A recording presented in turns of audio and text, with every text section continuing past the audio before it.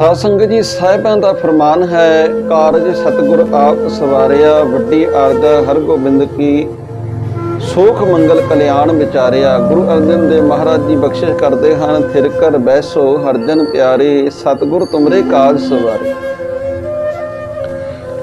ਸਤਿਗੁਰ ਸਾਡੇ ਕਾਰਜ ਕਿਸ ਤਰ੍ਹਾਂ ਸਵਾਰਦਾ? ਕੇਵਲ ਜੇ ਉਹਦੇ ਤੇ ਧਿਰਤਾ ਬਣ ਜਾਏ, ਸਾਡਾ ਵਿਸ਼ਵਾਸ ਜਾਗ ਜਾਏ, ਤੇ ਉਹ ਪਰਮਾਤਮਾ ਆਪ ਹੀ ਸਾਰਿਆਂ ਦੇ ਕਾਰਜ ਸਵਾਰ ਦਿੰਦਾ ਹੈ। ਜਿਵੇਂ ਭਗਤ ਧੰਨਾ ਜੀ ਦੀ ਬਾਣੀ ਆਪਾਂ ਪੜ੍ਹਦੇ ਹਾਂ, ਗੋਪਾਲ ਤੇਰਾ ਆਰਤਾ, ਜੋ ਜਨ ਤੁਮਰੀ ਭਗਤ ਕਰਨ ਤੇ ਤਿਨ ਕੇ ਕਾਜ ਸਵਾਰਤਾ। ਜਿਹੜੇ ਉਹਦੀ ਇਬਾਦਤ ਕਰਦੇ ਹਨ, ਜਿਹੜੇ ਉਹਦੀ ਦਾ ਸਿਮਰਨ ਕਰਦੇ ਹਨ, ਉਹਨਾਂ ਦੇ ਕਾਰਜ ਪਰਮਾਤਮਾ ਆਪ ਆ ਕੇ ਸਵਾਰਦਾ ਹੈ। ਮੈਨੂੰ ਇੱਕ ਘਟਨਾ ਯਾਦ ਆਈ। ਇੱਕ ਮੁਸਲਮਾਨ ਡਾਕਟਰ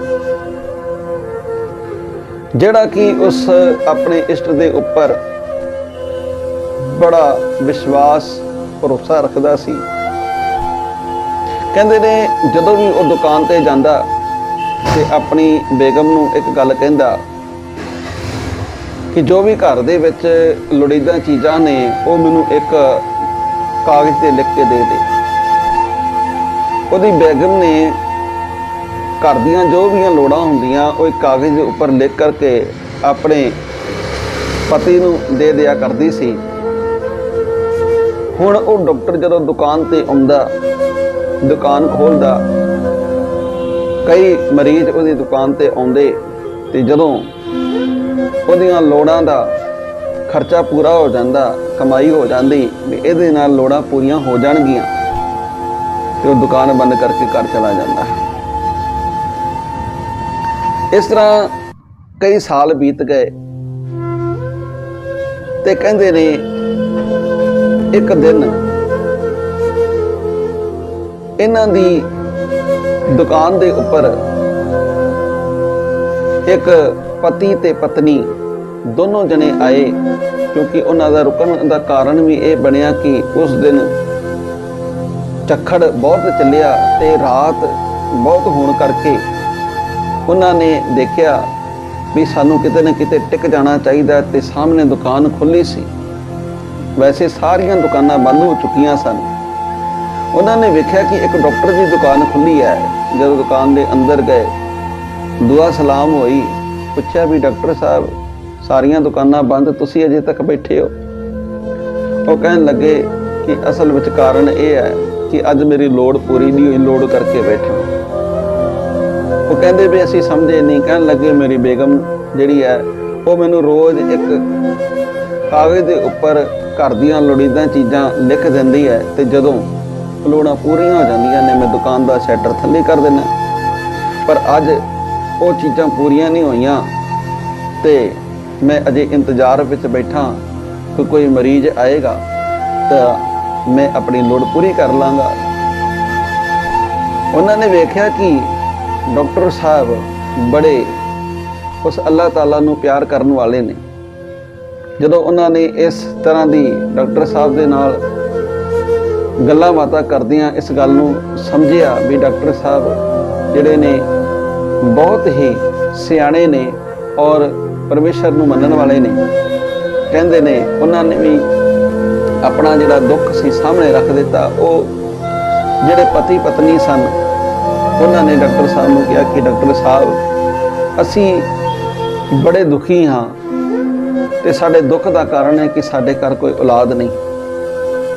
ਕਹਿਣ ਲੱਗੇ ਕਿ ਜੇ ਕਦੇ ਸਾਨੂੰ ਕੋਈ ਐਸੀ ਦਵਾਈ ਮਿਲ ਜਾਵੇ, ਵੈਸੇ ਅਸੀਂ ਬਹੁਤ ਸਾਰੀਆਂ ਦਵਾਈਆਂ ਕਰਾ ਚੁੱਕੇ ਹਾਂ ਪਰ ਸਾਨੂੰ ਕਿਤੇ ਵੀ ਆਰਾਮ ਇਲਾਜ ਸਾਡਾ ਨਹੀਂ ਹੋ ਸਕਿਆ। ਤੇ ਉੱਥੇ ਫਿਰ ਡਾਕਟਰ ਮੁਸਲਮਾਨ ਜਿਹੜਾ ਸੀ ਉਸਨੇ ਕਿਹਾ ਕਿ ਮੈਂ ਤੁਹਾਨੂੰ ਦਵਾਈ ਐਸੀ ਦਿਆਂਗਾ ਕਿ ਮਹਾਰਾਜ ਨੇ, ਪ੍ਰਮਾਤਮਾ ਨੇ, ਅੱਲਾ ਨੇ ਚਾਹਿਆ ਤੇ ਤੁਹਾਡੇ ਘਰ ਸੰਤਾਨ ਹੋਏਗੀ। ਉਹਨਾਂ ਨੇ ਕਿਹਾ ਵੀ ਚਲੋ ਜਿੱਥੇ ਇੰਨੀਆਂ ਦਵਾਈਆਂ ਖਾਧੀਆਂ ਨੇ ਡਾਕਟਰ ਸਾਹਿਬ ਦੇ ਕੋਲੋਂ ਵੀ ਦੇਖ ਲੈਂਦੇ ਆ। ਉਹ ਡਾਕਟਰ ਸਾਹਿਬ ਦੇ ਕੋਲੋਂ ਦਵਾਈ ਲੈ ਕਰਕੇ ਚਲੇ ਗਏ। ਹੁਣ ਬਹੁਤ ਸਾਲ ਬੀਤ ਗਏ ਸਾਧ ਸੰਗਤ। ਅੱਜ ਕੀ ਹੋਇਆ?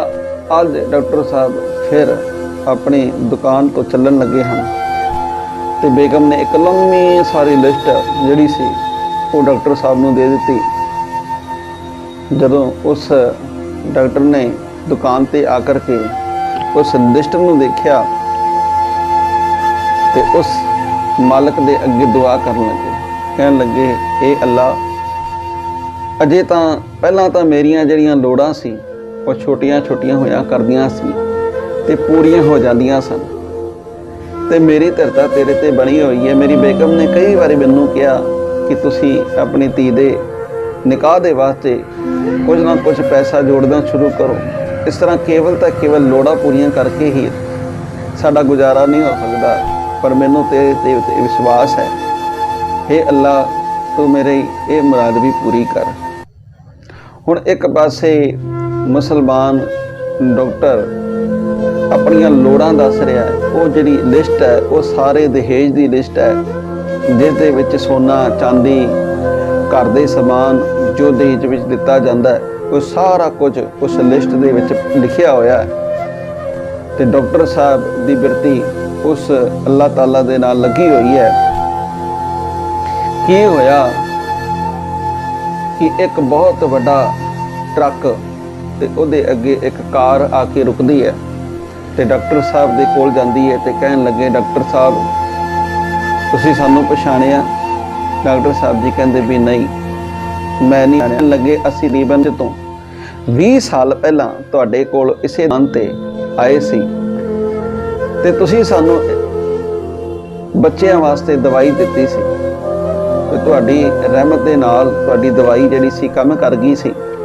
ਸਾਡੇ ਇੱਕ ਨਹੀਂ 4 ਪੁੱਤਰ ਸਾਡੇ ਘਰ ਹੋਏ ਤੇ ਅਸੀਂ ਬਾਅਦ ਵਿੱਚ ਅਮਰੀਕਾ ਚਲੇ ਗਏ। ਪਰ ਹੋਇਆ ਕਿ ਸਾਡੇ ਇੱਕ ਭਤੀਜੀ ਸੀ ਜਿਸ ਦਾ ਅਸੀਂ ਨਿਕਾਹ ਕਰਨਾ ਸੀ, ਕਿਉਂਕਿ ਸਾਡੇ ਘਰ ਬੱਚੀ ਨਹੀਂ ਸੀ ਤੇ ਅਸੀਂ ਉਹਦੇ ਵਾਸਤੇ ਦਹੇਜ ਦਾ ਸਮਾਨ ਸਾਰਾ ਇਕੱਤਰ ਕਰਨਾ ਸੀ। ਤੇ ਅਮਰੀਕਾ ਤੋਂ ਆ ਕੇ ਜਦੋਂ ਅਸੀਂ ਉਹਦਾ ਵਿਆਹ ਕਰਨ ਲੱਗੇ ਤੇ 2 ਦਿਨ ਪਹਿਲਾਂ ਉਸਦੀ ਅਚਾਨਕ ਮੌਤ ਹੋ ਗਈ।